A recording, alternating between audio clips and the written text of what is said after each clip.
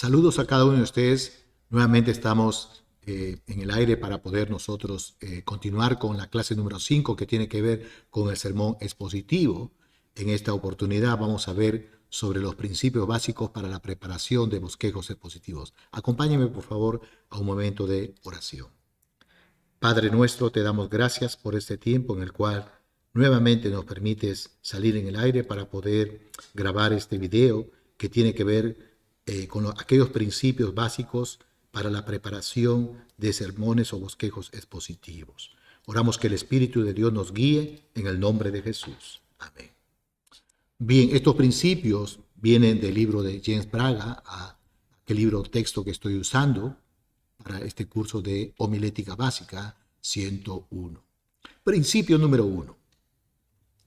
Todo pasaje bajo consideración debiera ser cuidadosamente estudiado para comprender su significado y para obtener el tema del texto.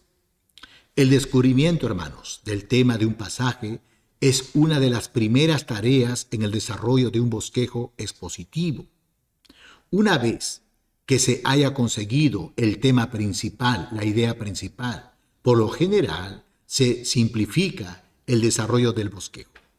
Sin embargo, a fin de hallar el principal tema del pasaje, es necesario estudiar el texto con diligencia, con esfuerzo. Ahora, cuando examinamos exhaustivamente el pasaje, esto nos ayudará a profundizar en las Escrituras. Debemos dar nuestro corazón y alma en este trabajo, en esta tarea. Significará que tendremos que pasar horas en oración y arduo estudio con una concentración total de pensamientos para poder ver la intención del escritor inspirado y ver así el verdadero significado del pasaje. Precisamente es en este proceso de investigación del pasaje que empezaremos más pronto o más tarde a darnos cuenta del principal tema que fluye por la unidad expositiva y de las partes naturales en que puede dividirse el pasaje. Principio número 2. Las palabras o frases significativas del texto pueden indicar o formar las divisiones principales del bosquejo.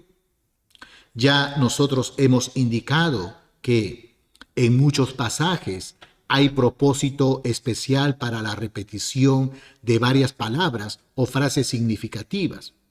Y es claro que alguna de estas palabras o frases de un pasaje, en un pasaje dado, aparecen allí, donde están porque quieren sugerirnos, quieren darnos cierta luz acerca del movimiento del pensamiento del escritor inspirado al pasar de una idea importante a otra.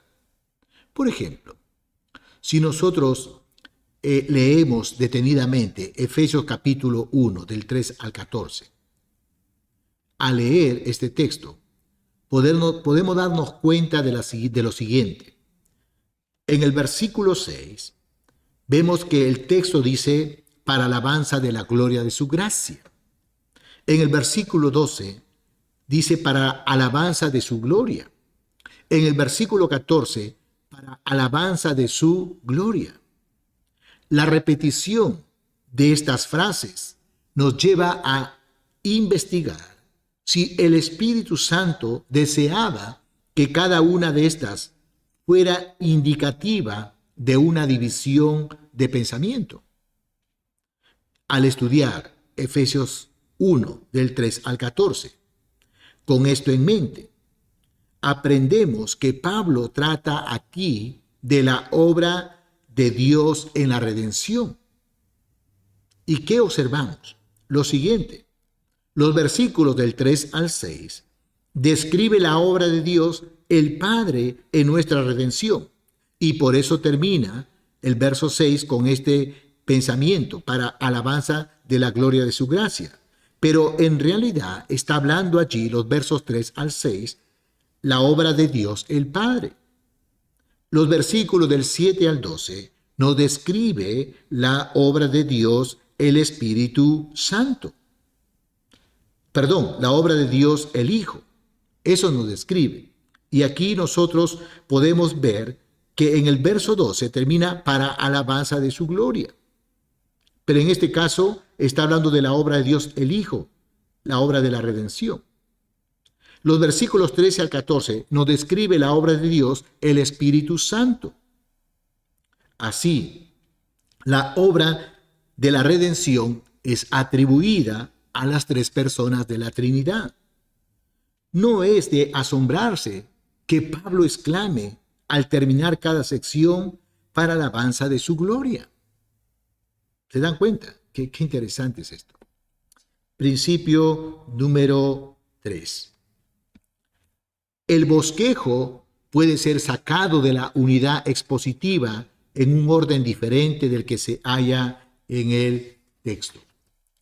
Generalmente es bueno que las principales divisiones y subdivisiones sigan el orden preciso de los versículos en la Biblia. Pero no siempre es necesario. A veces, por mantener el orden lógico o cronológico, se debe situar las divisiones principales o las subdivisiones en una secuencia diferente de la del texto. Por ejemplo, en Éxodo capítulo 12 del 1 al 13, allí vamos a ver acerca del Cordero y podemos, del Cordero Pascual, y podemos poner como tema características del Cordero de la Pascua que tipifican a Cristo, el Cordero de la Pascua. Y podemos colocar como título el Cordero de Dios, aunque más adelante en los próximos videos estaremos hablando acerca de la estructura del sermón y ahí veremos cómo colocar un título cuando hemos elegido un tema. Pero por ahora, permítame detenerme en las características de este Cordero de la Pascua que tipifica a Cristo. En los versículos del 1 al 3 de Éxodo 12 vamos a encontrar que fue un Cordero designado por Dios. Así fue. Dios dio esa orden. Luego, en el versículo 15 del mismo capítulo 12 de Éxodo, vemos que fue un cordero perfecto, tenía que ser perfecto, un animal sin defecto. Versículo 6, fue un cordero inmolado, muerto. Luego, en el capítulo 12, verso 7 y capítulo 12, y los versículos 12 al 13, vemos que fue un cordero redentor porque servía para redimir. Y luego en los versos 8 al 11 del capítulo 12 de Éxodo, vemos que fue un cordero sustentador. Recordarán ustedes en la muerte de los primogénitos, aquel que no tenía en los dinteles o en la pared de sus casas pintado con la sangre de ese cordero, el primogénito moría. Así que ese cordero estaba sustituyendo, en este caso, a las personas que estaban dentro de la casa, ya no morían ellos. Ahora notemos que las divisiones 4 y 5 no siguen la secuencia de los versículos en la unidad expositiva, ¿correcto? Vemos que después del versículo 7 debería seguir el 8, 9, 10 y 11, pero por asuntos de aspecto lógico o cronológico, en este caso lógico, nosotros lo agrupamos convenientemente de esta manera. Principio número 4. Las importantes verdades sugeridas por el pasaje pueden formar las principales divisiones del bosquejo. Bosquejos de este tipo serán, por lo general, los formados a partir de los pasajes históricos y proféticos de la Biblia, tomando del pasaje las principales verdades o lecciones espirituales que parecen sugerir o ilustrar los hechos. En otras palabras, las verdades o principios espirituales vienen a ser las principales divisiones del bosquejo.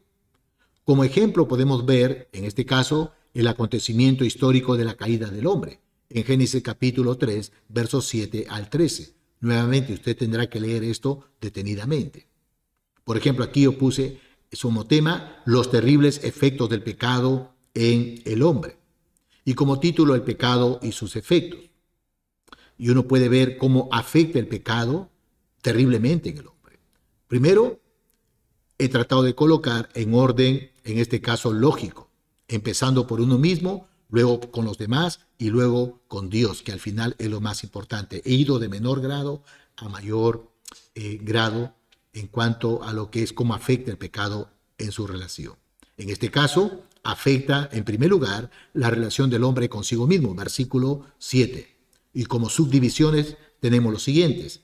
Sus ojos son abiertos para conocer el mal. Eso dice el versículo 7, la parte A. Y luego vemos cómo se autoayuda el hombre para cubrirse el pecado.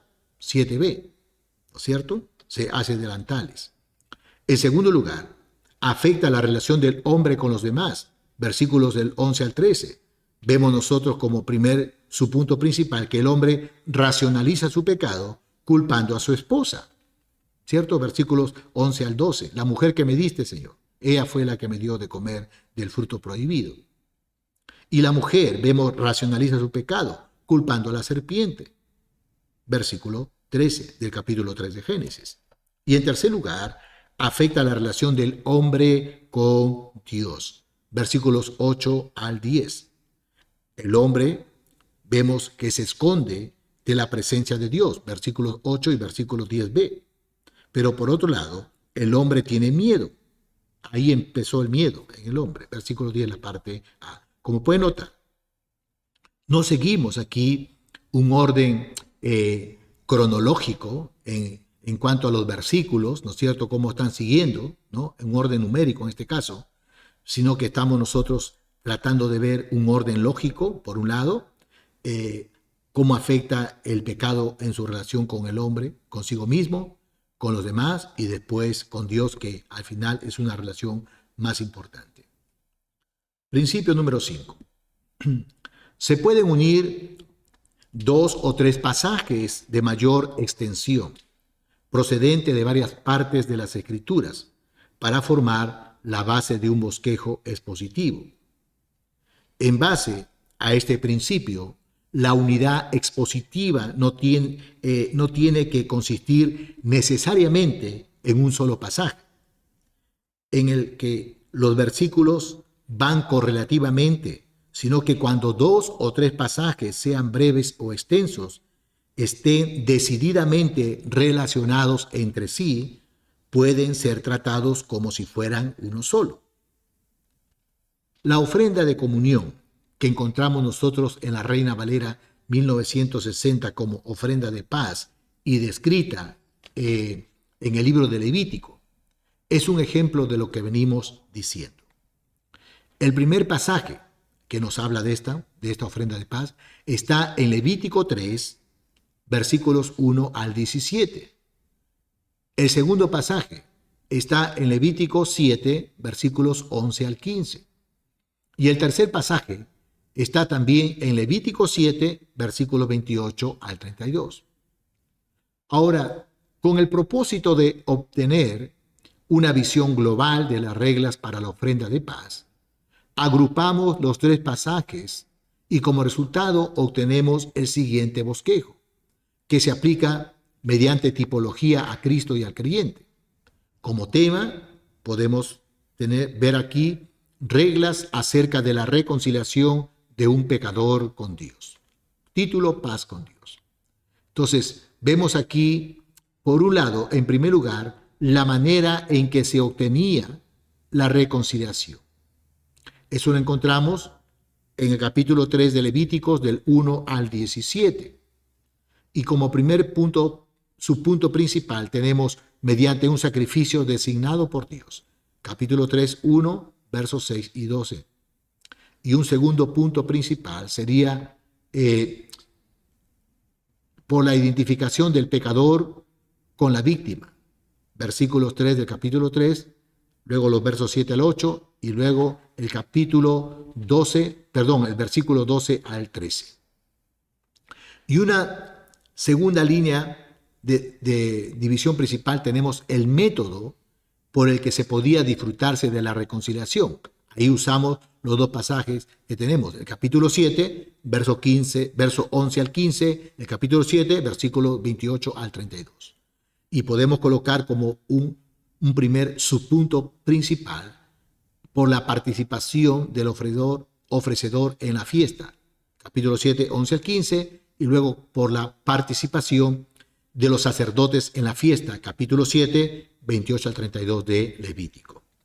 Entonces, cabe mencionar, hermanos, que los sermones de tipos biográficos se preparan con frecuencia de manera similar a lo que hemos visto aquí en este principio 5. Principio número 6. Por medio del enfoque múltiple, podemos tratar un pasaje de las Escrituras de varias formas y tener de esta manera dos o más bosquejos totalmente diferentes para el mismo pasaje. Ahora, nosotros ya hemos hecho referencia al método del enfoque múltiple en relación con el tratamiento de sermones textuales, ¿recuerda? Ahora, lo que es cierto del tratamiento de ciertos versículos individuales por medio de este método es también cierto para el tratamiento de una unidad expositiva. En otras palabras, podemos llegar a producir varios bosquejos del mismo pasaje, cada uno de ellos diferentes de los demás. Obviamente, cada bosquejo se basará en una idea dominante que el Espíritu Santo pueda indicarnos para llenar alguna necesidad o circunstancia de las personas a las que estamos sirviendo o para tratar otras situaciones que la iglesia local afronte en el complicado mundo en el cual nosotros estamos viviendo.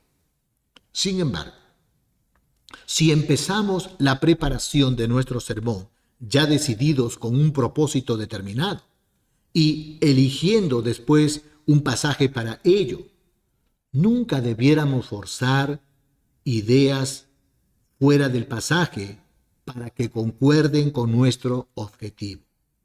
En lugar de ello, debiéramos buscar en el pasaje conceptos o verdades que se relacionan de manera apropiada con nuestro objetivo y que broten de manera natural del pasaje de las Escrituras en apoyo de aquel.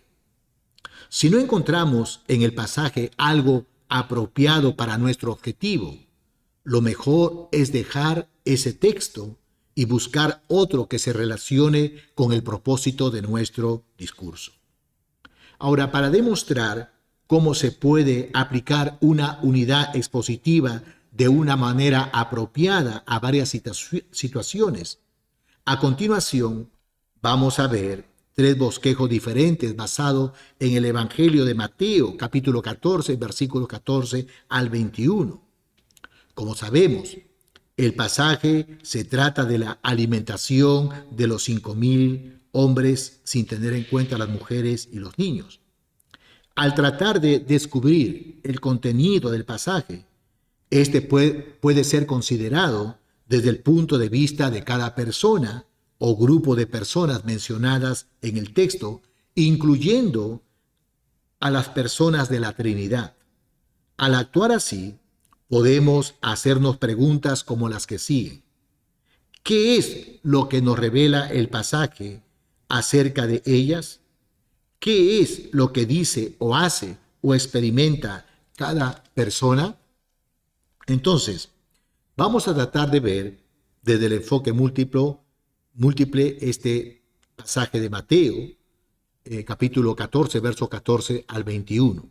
Entonces, para nuestro primer bosquejo tomaremos, en este caso, los atributos de Jesús como la idea que gobierna, la idea dominante de la unidad expositiva que vamos a desarrollar en el bosquejo.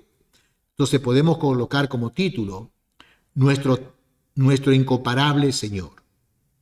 Y aquí podemos hablar, en primer lugar, la compasión de Jesús, versículo 14. En este versículo 14 podemos encontrar dos subdivisiones principales. Manifestada en su interés en la multitud, 14a. Manifestada en su ministerio a la multitud, 14b. Ahora, una segunda división principal sería la gentileza de Jesús. En los versículos 15 al 18 lo encontramos. Y esto lo vemos a través de dos subpuntos principales o subdivisiones principales. En este caso, manifestada en su respuesta de gracia a sus discípulos, versículos 15 al 16. Luego, en segundo lugar, otra subdivisión principal, manifestada en su trato paciente hacia sus discípulos, versículos 17 al 18. Y una tercera línea de sugerencia o una tercera división principal es el poder de Jesús. Lo vemos en los versículos 19 al 21. Una primera subdivisión principal es manifestado en la alimentación de la multitud, versículos 19 al 21, pero también manifestado mediante el servicio de los discípulos. Jesús tuvo el poder para poder realmente persuadir y convencer acerca del servicio que deberían brindar los discípulos a la multitud. Eso lo vemos en todo ese pasaje de los versos 14 al 21. Así que ahí tenemos un bosquejo tomando en este caso los atributos de Jesús, ¿cierto? Compasivo, amable y poderoso. Veamos ahora el mismo pasaje, pero desde otra perspectiva, ¿sí? De Jesús, como en el caso aquel que suple nuestras necesidades. Como título podemos poner contemplando cómo Dios obra. En primer lugar, Jesús vemos que está interesado por nuestras necesidades. Versículo 14 al 16. Una primera subdivisión principal es que Jesús tiene compasión de nosotros en nuestras necesidades. Una segunda subdivisión se da cuenta de nuestras necesidades cuando otros no se preocupan. 15 al 16. Una segunda división principal sería: Jesús no está limitado por las circunstancias en el momento de suplir nuestras necesidades. Recordarán que habían pocos peces y pocos panes. Aquí podemos colocar una primera subdivisión principal. No se encuentra limitado por nuestra falta de recursos. Versículos 17 y 18.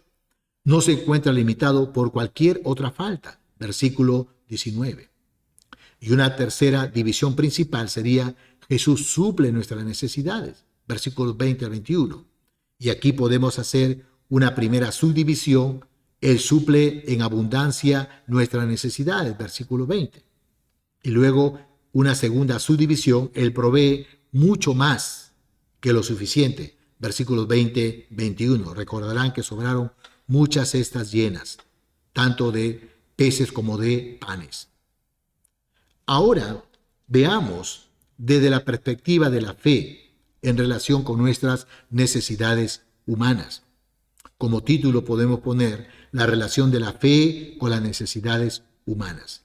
Nótese usted que en las tres líneas principales, 1, 2 y 3, el reto de la fe, la obra de la fe, la recompensa de la fe, todo tiene que ver con la fe. Por eso hablamos de la fe en relación con nuestras necesidades. Entonces, considerando la primera línea principal o división principal, el reto de la fe, versos 14 al 16, teniendo como un primer subpunto principal la razón del reto, 14 al 15, la naturaleza del reto, versículo 16. Luego, la segunda división principal, la obra de la fe, teniendo como un primer subpunto principal el primer acto de fe, versículos 17 y 18, el segundo acto de fe, versículo 19. Luego la tercera línea o división principal, la recompensa de la fe. Y teniendo ahí como primer subpunto o subdivisión principal, la felicidad de la recompensa, versículo 20a. Y luego la gran magnitud de la recompensa, versículos 20b al 21. Así que ahí tenemos cómo tener un bosquejo totalmente diferentes de un mismo pasaje, ¿no es cierto? Uno tiene que mirar el pasaje desde diferentes ángulos, ¿cierto? Y cada uno con su tema, ¿no es cierto?, que vamos a tratar. Principio número 7. Notar el contexto de la unidad expositiva. Ese es un principio. Cuando vimos el sermón textual, dijimos que conocer el contexto es esencial para interpretar correctamente el texto. Este principio se aplica de la misma manera al sermón expositivo. Por lo que respecta al contexto, tanto el inmediato como el más distante, su cuidadosa consideración nos será de gran ayuda para la comprensión del pasaje y nos capacitará para ver el texto en su verdadero sentido. Por ejemplo, cuando el apóstol Pablo llega al capítulo 12 de su epístola a los Romanos, comienza con las palabras: así que, hermanos, os ruego por la misericordia de Dios. La expresión o frase así que nos remite a los capítulos anteriores e indica que las exhortaciones prácticas que siguen se encuentran basadas en las vitales verdades doctrinales presentadas en la sección anterior. Y así vamos a encontrar nosotros que es importante, hermano, notar el contexto de la unidad expositiva. Principio número 8. Hay que examinar el marco histórico y cultural del pasaje, siempre que ello sea posible. Hermanos, hay ciertas porciones de la Biblia que no pueden ser entendidas de una manera apropiada, adecuada, a no ser que veamos su referencia histórica, cultural y geográfica inclusive. Ahora, esta regla, por lo general, se aplica a los profetas mayores y menores en la relación que tienen con los libros históricos del Antiguo Testamento, y también las epístolas de Pablo en su relación con el libro de los Hechos. Podemos ver un ejemplo de esto en el libro de Jonás.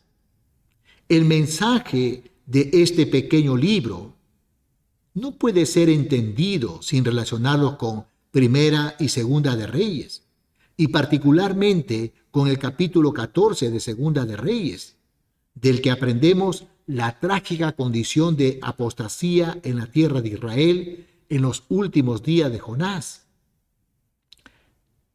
El libro de Jonás se ve entonces como un llamamiento al arrepentimiento dado al reino del norte, así como Nínive se arrepintió, y también como una advertencia al pueblo de Dios de los terribles juicios que les sobrevendrán si persisten en rebeldía contra Dios.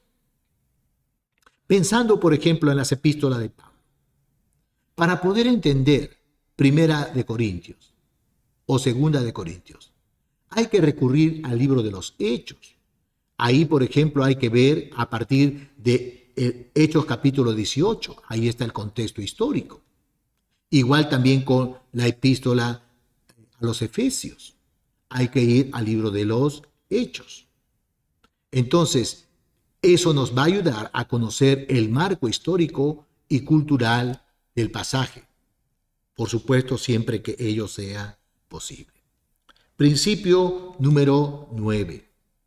Los detalles del texto debieran ser tratados de una forma apropiada, pero no exhaustiva.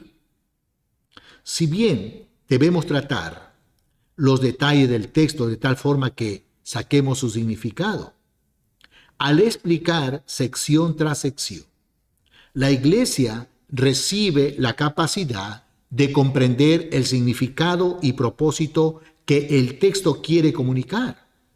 Sin embargo, hermanos, debemos tener mucho cuidado al momento de explicar los detalles. ¿Por qué? Porque existe el peligro de perderse en los detalles, quedando así el sermón cargado de material exegético. Y debemos tener en cuenta que la exégesis no es el propósito último de un sermón, sino el medio por el cual descubrimos verdades contenidas en un pasaje. De allí que cuando predicamos un sermón expositivo, debemos escoger un solo tema principal.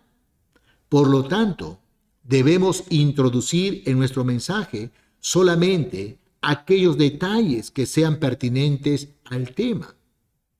Porque si incluimos todo detalle, lo que puede pasar es este dicho: que tenemos que tener cuidado en mirar los árboles. No vaya a ser que al mirar cada árbol en un bosque nos perdamos en el bosque. En algunas ocasiones hay detalles que parecen ser insignificantes a primera vista, pero pueden tener gran importancia. A veces puede encontrarse una gran significancia en un tiempo verbal, o en una proposición, o en otra parte de la oración. A veces puede pasar eso en los estudios. Principio número 10, finalmente, para ir terminando. Las verdades contenidas en el texto deben relacionarse con el presente. Una de las críticas que comúnmente se hacen a los sermones expositivos es que el predicador que usa el método de dirigirse a la congregación deja frecuentemente de aplicar las escrituras a los hombres en sus circunstancias y medios actuales. El asunto es que el predicador se centra mucho en la explicación del texto, que no tiene tiempo para mostrar cómo se aplica el pasaje a temas actuales y vitales. No es culpa de las escrituras, porque la palabra de Dios es viva y eficaz y tiene una poderosa aplicación constante y universal para todos los hombres en todas las épocas y circunstancias de la vida. En realidad, esta responsabilidad es de nosotros, los que predicamos la palabra de Dios. Necesitamos ver la necesidad y la importancia de aplicar la verdad divina a los problemas y condiciones que afrentan los hombres en el día de hoy. Que el Señor les bendiga, hermanos. Gracias a Dios por este tiempo.